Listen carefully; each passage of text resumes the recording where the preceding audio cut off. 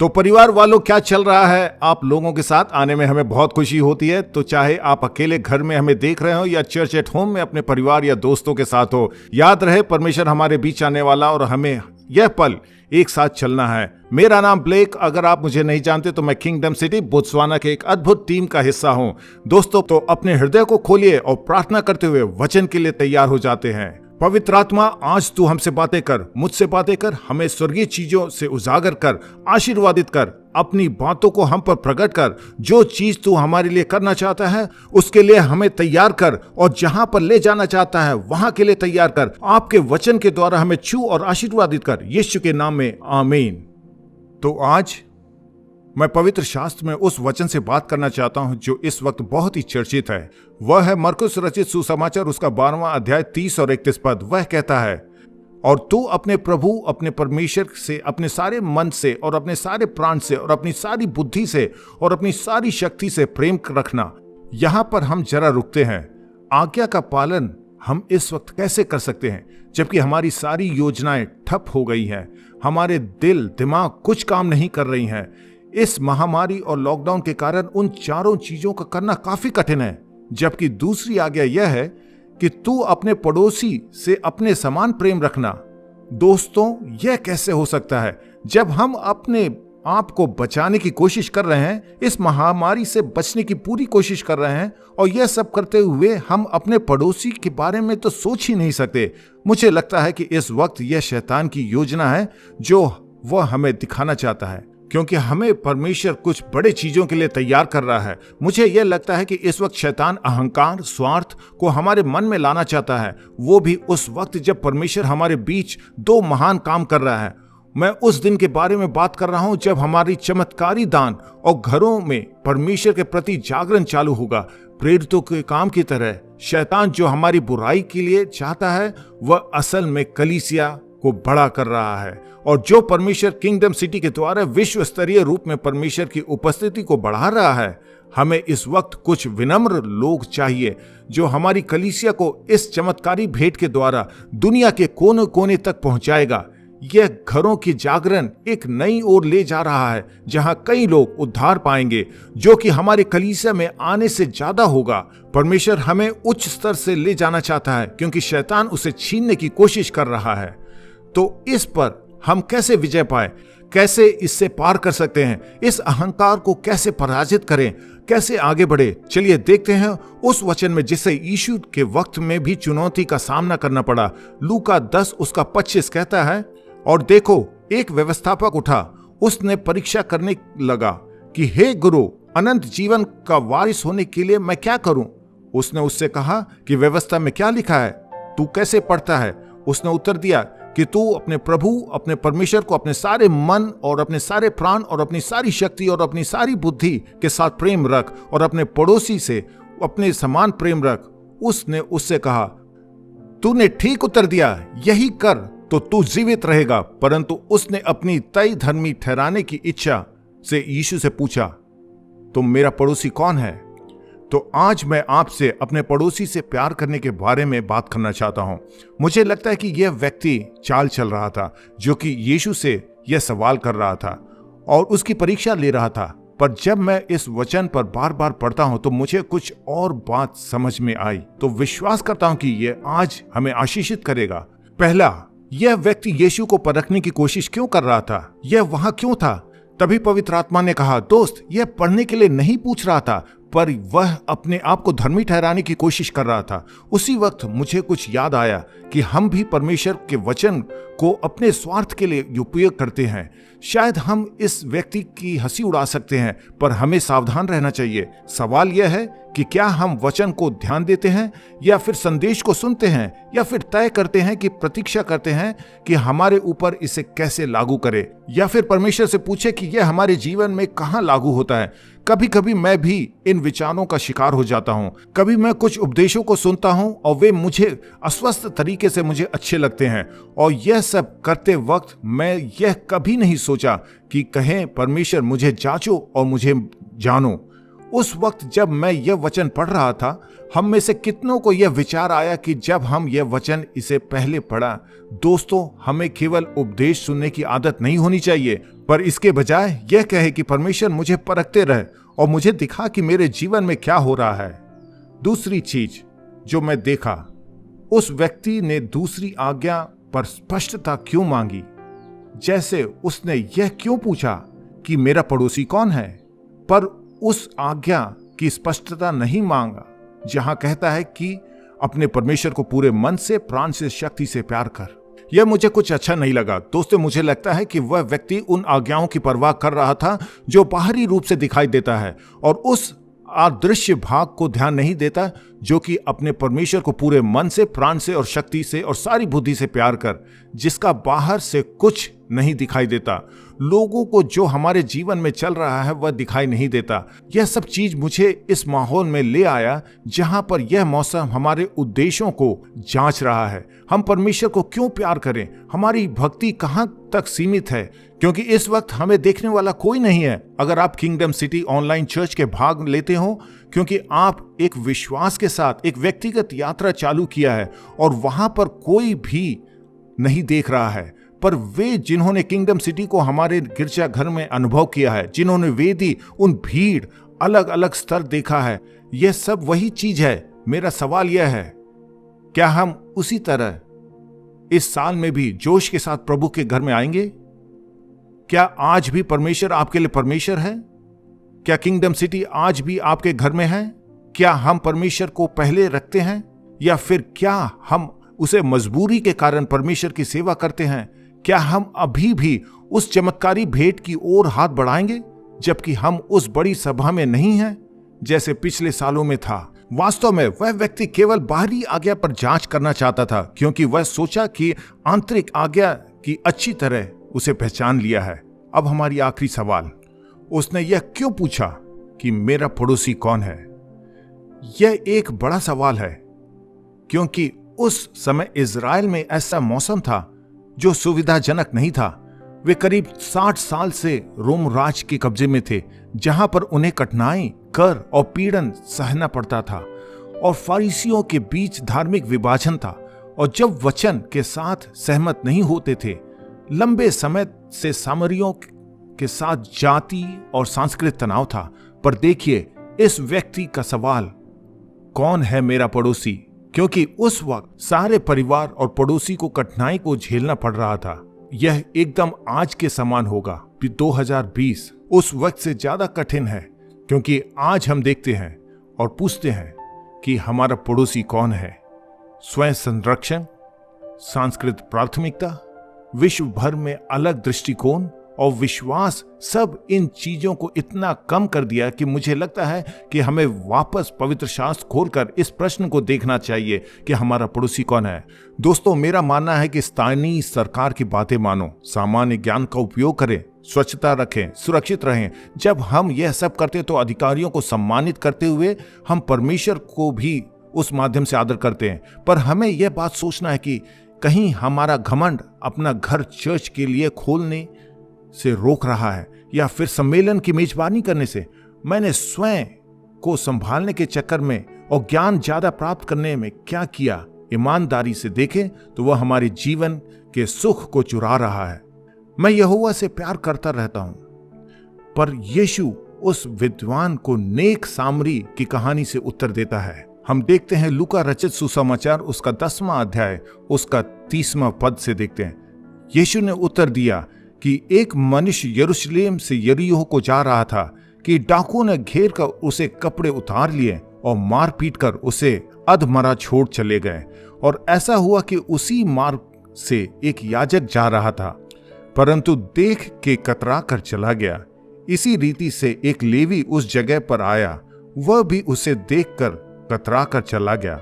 परंतु एक सामरी यात्री वहां से आ निकला और उसे देखकर तरस खाया और उसके पास आकर और उसके घावों पर तेल और दाखरस डालकर पट्टियां बांधी और अपनी सवारी पर चढ़ाकर सराय में ले गया और उसकी सेवा टहल की। दूसरे दिन उसने 2 दिनार निकालकर भटियारे को दिए और कहा, इसकी सेवा टहल करना और जो कुछ भी तेरा और लगेगा वह मैं लौटते पर तुझे भर दूंगा। यह बात मुझे बहुत अच्छी लगी। अब तेरी समझ में जो डाकुओं से घिर गया था, इन तीनों में से उसका पड़ोसी कौन ठहरा? यह मुझे अच्छा लगता है। अगर मुझे उस पवित्र शास्त्र के समय पे जाना है और मुझे कुछ खर्चा भी करना पड़े, और अगर मैं देखना चाहूं तो मैं इस विद्वान का चेहरा देखना चाहता हूं जब उसे उत्तर देने का वक्त आया। देखिए, सांस्कृतिक रूप से यीशु को सामरी और उसके नेक कहना उस वक्त गलत था, पर फिर भी उसने कहा। तब वह व्यक्ति ने कहा कि वही जिसने उस पर तरस खाया। यीशु ने उससे कहा, जा तू भी ऐसा ही कर। दोस्तों, यह काफी महत्वपूर्ण बातें हैं। जब हम इसे और गहराई से देखते हैं तो मैं आपको इसमें से कुछ चीज बताना चाहूंगा जो मैंने इतिहासकारों की किताब और कुछ इब्रानी ग्रंथों में पढ़ने से मिली है। जब हम वचन को और गहराई से देखते हैं तब हमें बहुत कुछ साफ साफ दिखाई देने लगता है। पहली बात, इतिहासकारों का सुझाव है कि याजक के पास नैतिक दायित्व था। उन डॉक्टरों की तरह जो आज बड़ी बड़ी शपथ लेते हैं, इस याजक के पास नैतिक जिम्मेदारी था जिसकी कोशिश करके जीवनों को बचाएं, पर उसी वक्त उसे औपचारिक रूप से अशुद्ध होने का जोखिम था, क्योंकि अगर वह पुजारी एक मृतक शरीर को छूता है तो वह 7 दिन तक एकदम अलग होकर रहना पड़ेगा। तो उस घमंड ने उसे उस व्यक्ति को मदद करने से दूर कर दिया। देखिए, पुजारी के रूप में देखें तो वे क्या करते हैं और किस उच्च स्तर के लोगों के साथ मिलना जुलना होता है, क्योंकि परमेश्वर के जन की ओर से वह मंदिर में प्रभु से बातें करता है। पर अगर वह मरा हुआ शरीर को छुए तो वह अशुद्ध हो जाएगा। तो उसने अपने आप को इससे दूर कर दिया, पर स्वयं के ऊपर एक असुविधा के कारण उसने परमेश्वर के द्वारा दिए गए जिम्मेदारी से दूर हो गया। उसने अपने अहंकार को अपने ऊपर हावी होने दिया, ना कि यीशु के हाथ और पांव होकर मदद करे। मुझे यह झमेले में डाल दिया। कितने बार गिरजा घर जाने के कारण मैं बहुत कुछ सही नहीं कर पाता, क्योंकि मैं अपने आप को सही साबित करना चाहता हूं। हम लेवी की देखते हैं। लेवी को उस याजक की तरह ज्यादा जिम्मेदारी नहीं थी। लेवी को अपने उस यहूदी भाई की मदद करना चाहिए था, पर इतिहासकार कहते हैं कि वह अपने जीवन को भय के कारण, क्योंकि वह रास्तों में यरीहो और यरूशलेम के बीच का था, वह एक भयानक था, क्योंकि 17 मील की यह दूरी पहाड़ों और गुफाओं से भरा सड़क था और खतरों से भरी थी। यह रास्ता बहुत ही खतरनाक था। हालांकि वह लेवी को उस व्यक्ति को छूने से अशुद्ध नहीं होता, पर वह अपनी जान की परवाह करते हुए उस व्यक्ति को अनदेखा करते हुए आगे बढ़ता गया। यह मुझे सोचने पर मजबूर कर दिया कि जब मैं आजकल बाजार जाता हूं तो पहले मैं जब लोगों को देखता था तो उन्हें चर्च में बुलाता था, पर आजकल मैं बाजार जाता हूं तो मैं अपने मास्क को संभालने और मुंह को छिपाने में लगा रहता हूं। और मुझे महसूस हो रहा है कि कितने बार मैंने खुद को लूटा, क्योंकि मैं अपने स्वयं को बचाने से ज्यादा ध्यान दिया और अपने पड़ोसी को प्रेम करना भूल गया। मैं विश्वास करता हूं जिस तरह मुझे यह समझ में आ रहा है उसी तरह आपको भी समझ में आएगा। और आखिरी में यह कह सकते हैं कि वह सामरी ने यहूदी को अपना पड़ोसी पहचाना और यह उन यहूदी विद्वानों को दिखाया कि तुम भी ऐसा करो। पर यह एक कहानी के द्वारा यीशु ने जातीय, सांस्कृतिक और धार्मिक विभाजन के उस दीवार को तोड़ दिया। यीशु ने बड़े ही प्रभावी ढंग से उस बहाने को हटा दिया जिसके द्वारा हम किसी को पड़ोसी कहें। जैसे याजक और सामरी के बीच उस सामाजिक रीति से वे एक दूसरे से दूर थे, पर आज हम इससे क्या सीखते हैं, या फिर यहां से हम क्या लेके जाते हैं? हम उस नेक सामरी की तरह कैसे बन सकते हैं? पहली बात, सामरी ने एक अत्यधिक उदारता का प्रदर्शन किया। दोस्तों, पवित्र आत्मा ने मुझे यह दिखाया, सामरी ने यह उदारता इसलिए दिखाया क्योंकि उसने उस पीड़ित व्यक्ति के दर्द को अच्छी तरह महसूस किया। सामरी ने अपने आप को किनारे लेटे हुए उस व्यक्ति की तरह देखा। वह यहां विनम्रता दर्शाता है। जब मैं सोचूं और खुद को उस हालत में डालूं तो एक वक्त मैं भी वहां पे पड़ा हुआ था या किसी ने मेरी भी मदद ऐसे वक्त में किया था। इस सब का क्या मतलब है? सामरी लोग युद्ध के एक मिश्रित नस्ल थे। वे उस ऊंच नीच जाति के शिकार थे। जब असीरियन लोग ने जनजातियों को तितर बितर किया, ये सामरी मजबूर होकर इजराइल में शरण पाए।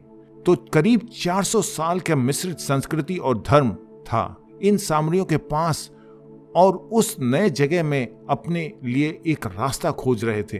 तो जब इस्राएली जन रिहा किए गए और जब घर वापस आए तो उन्होंने खुशी से नए पड़ोसी के साथ गौमांस खाना शुरू किया। तो यहूदियों और सामरी के बीच एक तनाव पैदा किया। लोग उनसे नफरत करने लगे, उन्हें तिरस्कृत सामरी कहते थे। इब्रानी समाज में यह सामरी को नीचे कोई जाति नहीं थी। तो सबसे बुरी बात यह होगी जब आप किसी को दुष्ट आत्माग्रस्त सामरी कहें ताकि उन्हें उतना नीचा करके दिखाएं। तो यहां पर सामरी महसूस कर रहा था और इन दर्द के बीच में भी वह दूसरे के लिए सहानुभूति दिखा रहा था। तो यह वचन और पद मुझे पूरे रूप से समझ आ रहा है कि आप पहली आज्ञा जो परमेश्वर को पूरे मन से, प्राण से, बुद्धि से और शक्ति से प्यार करें, उसका पालन किए बिना दूसरी आज्ञा जो कि अपने पड़ोसी को प्यार करें, उसका पालन नहीं कर सकते हैं। इसका मतलब यह है परमेश्वर ने मुझे कुछ चुनौती दी हैं जो मैं आपके साथ बांटना चाहता हूं। शायद यह चुनौती आपको आशीषित करेगी। पहली बात, रोजाना परमेश्वर से वह दिल से मांगे जो अहंकार और स्वार्थ को विनम्रता और करुणा से आदान प्रदान करे। क्योंकि जब मैं परमेश्वर से प्यार करूं, वो भी पूरे दिल से, तो भले ही मेरा दिल टूट जाए फिर भी मैं दूसरों के दिलों की परवाह करूंगा। दूसरी बात, परमेश्वर से आत्माओं के लिए पूछे जिसके कारण वह हमारे जीवन में बनाने की प्राथमिकता को परमेश्वर के राज बनाने की प्राथमिकता से ऊपर न ले जाए, और हमेशा परमेश्वर को पहले रखें। क्योंकि जब हम परमेश्वर को पूरे दिल से प्यार करते हैं, चाहे वह हमारी योजनाएं और सपने बदल जाएं, फिर भी मैं दूसरों के दिलों को प्रोत्साहित करूंगा। तीसरी बात, एक अच्छी बुद्धि के लिए परमेश्वर से पूछे, हमारे विचारों को पवित्र आत्मा के द्वारा छान के, पक्षपात के द्वारा नहीं, और ना ही जीवन के अनुभव और सांसारिक चीजों से। क्योंकि जब मैं परमेश्वर को पूरी बुद्धि से प्यार करूंगा, जबकि हमारे विचार सही ना हो, फिर भी मैं दूसरे के विचारों में जीवन डाल सकूं। आखिरी बात, परमेश्वर से शक्ति को पूछें जिससे हमारी व्यक्तिगत लड़ाई हमें अपने आसपास के लोगों की जरूरतों को नजरअंदाज नहीं कर सकते, वे जो हमारी तरह परेशानी से गुजरते हैं। क्योंकि जब मैं परमेश्वर को पूरी शक्ति से प्यार करेंगे, मैं असफल हूं, क्योंकि मसीह जो मुझ में सामर्थ देता है उसमें मैं सब कुछ कर सकता हूं ताकि मैं भाई बहनों को मदद कर सकूं। हमारे बोत्सवाना में एक बहुत स्वादिष्ट व्यंजन है जिसे हम सिस्वा कहते हैं। गोश्त को पीसते हैं, उसे कोमल करते हैं और उसे फिर छोटे छोटे टुकड़े करते हैं। मुझे यह बहुत पसंद है। चाहे वह भोजन काफी स्वादिष्ट हो, पर यह एक कूटने की प्रक्रिया से गुजरती है। उसे नरम कर देते हैं ताकि इतना नरम हो जाए कि वह मुंह में पिघल जाए। देवियों और सज्जनों, क्या वह आज हम हो सकते हैं? क्या हम सिस्वा की तरह हो सकते हैं? पड़ोसी से कहा सिस्वा जैसे बन जाए। भरोसा करें, बाद में आप मुझे धन्यवाद दोगे। जरा सोचिए, जब हम जीवन में संघर्ष से गुजरते हैं तो वे हमें कठोर बनाने के बजाय नरम बना दे। वह दर्द से जब हम गुजरते हैं तो वह हमें स्वार्थी होने के बजाय दयालु बना दे। हमारे संघर्ष हमें देखभाल करने के लिए सिखाएं या फिर हम उन चीजों से गुजरे जो मसीह की तरह बना दे। यह सब कुछ मुझे मुश्किल में डाल देता है। और जैसे मैं यह संदेश को समाप्त करता हूं, एक कहानी आपके साथ बांटना चाहता हूं। उसे बताने में मुझे कोई शर्म नहीं है, पर मैंने उससे एक सबक सीखा और मुझे उम्मीद है कि आप भी कुछ सीख सकते हैं। कुछ साल पहले मैं एक घर में रहता था।